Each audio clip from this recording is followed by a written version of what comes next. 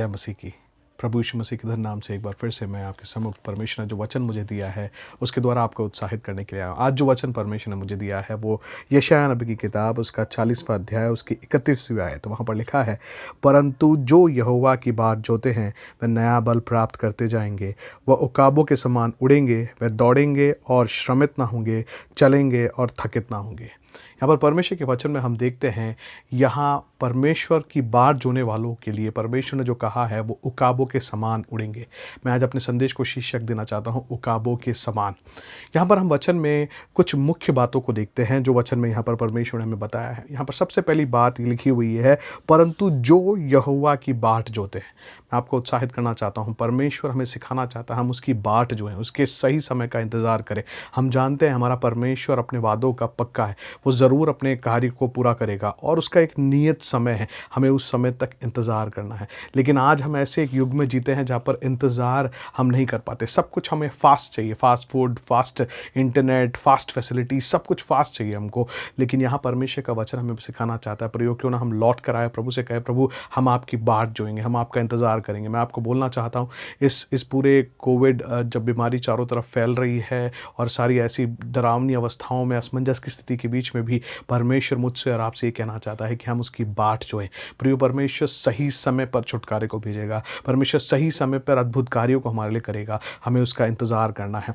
दूसरी बात यहाँ पर हम देखते हैं, लिखा है कि जो यहोवा की बाट जोते हैं वो नया बल प्राप्त करेंगे। प्रियो, मैं आपको बोलना चाहता हूँ, जितना हम परमेश्वर की निकटता में जाएंगे, जितना हम परमेश्वर पर और आश्रित होंगे, जितना हम परमेश्वर की ओर निहारेंगे, हम देखेंगे परमेश्वर से नया बल हमें मिलेगा। हर दिन के लिए एक नए जोश के साथ हम आगे बढ़ेंगे। परमेश्वर का वचन हमें सिखाता है, जो लोग यहोवा की बाट जोते हैं वो नया बल प्राप्त करेंगे। प्रियो, ये जो बल है ये हमारे शारीरिक बल के ही मात्र नहीं कहा गया, लेकिन ये हमारे लिए एक आत्मिक बल के रूप में है जो हमें हर दिन आगे बढ़ने में सहायता करेगा। हर दिन सवेरे जब हम उठें और एक नए बल के साथ, नए जोश के साथ ज़िंदगी का हम सामना करें। और यहाँ पर तीसरी मुख्य बात हम देखते हैं, लिखा हुआ है उकाबों के समान।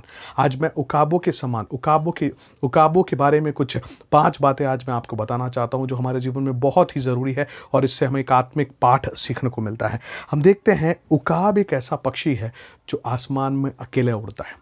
प्रियो, मैं आपको बोलना चाहता हूँ, हमारे आत्मिक जीवन में हो सकता है कि आप अकेले वो व्यक्ति हो जो प्रभु की निकटता में ज़्यादा रहना चाहते हो और आपके आसपास के लोग कहेंगे, नहीं तू इतना ज़्यादा धार्मिक क्यों बन रहा है, इतना ज़्यादा प्रभु से प्रार्थना क्यों कर रहा है।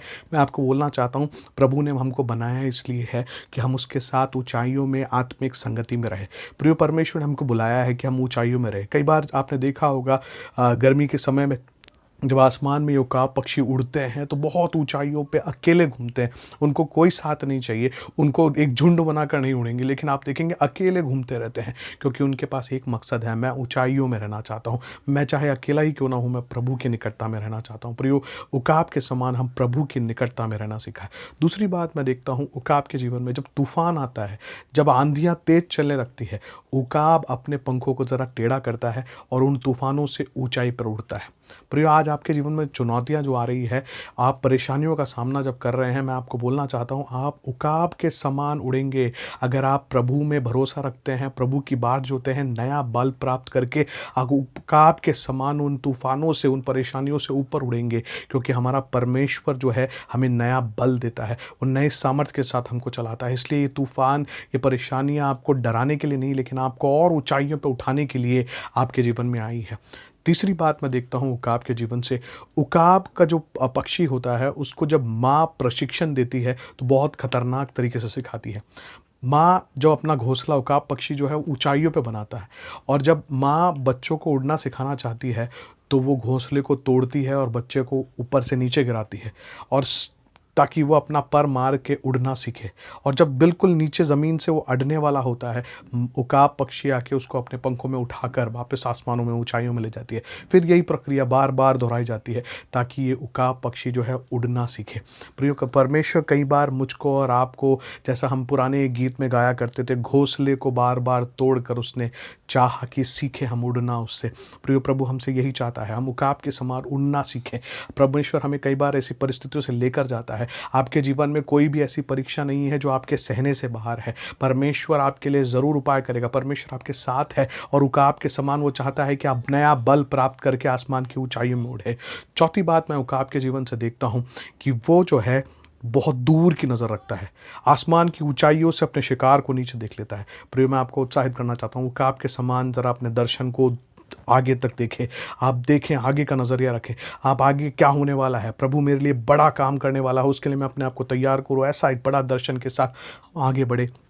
हम देखते हैं वचन कहता है जहाँ दर्शन नहीं है वहाँ पर लोग नाश हुए जाते हैं। मैं आपको बोलना चाहता हूँ अपने जीवन में आप दूर का दर्शन रखें, उकाब के समान दूर की आप सोचकर आगे बढ़े।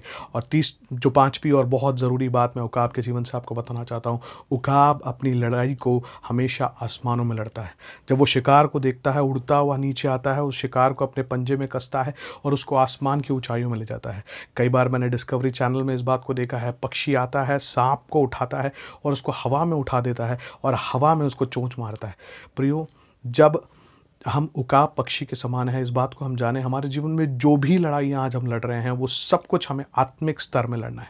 इस धरती पे मांस और लहू से हमको नहीं लड़ना, हमको लड़ना है आत्मिक स्तर पे। और इसीलिए मुझको और आपको ज़रूरी है हम अपने विषय को लेकर आत्मिक स्तर पे ले जाएं, पर प्रभु के निकटता में ले जाएं और वहाँ पर हम अपनी लड़ाई को लड़ें। और जब हम ऊंचाइयों पे लड़ते हैं तो जानते हैं कि वहाँ पर शैतान हावी नहीं हो सकता। शैतान वहाँ पर हारेगा क्योंकि उसके पास ग्राउंड नहीं है, क्योंकि उसके पास एक स्थान नहीं है जहाँ पर वो स्थिर रह सके।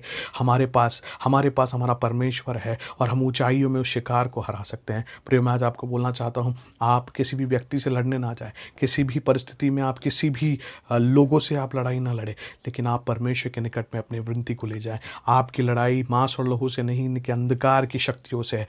मुझको और आपको ज़रूरी है कि हम अपनी लड़ाई आत्मिक स्तरों में ले जाके लड़े। मैं आपको वचन के द्वारा इसी बात को बताना चाहता हूँ, परमेश्वर की बाट जो है उससे नया बल प्राप्त करे और उकाब के समान आप आसमान की ऊंचाइयों में उड़े। प्रभु इन वचनों के द्वारा हमको आशीष देने पाए।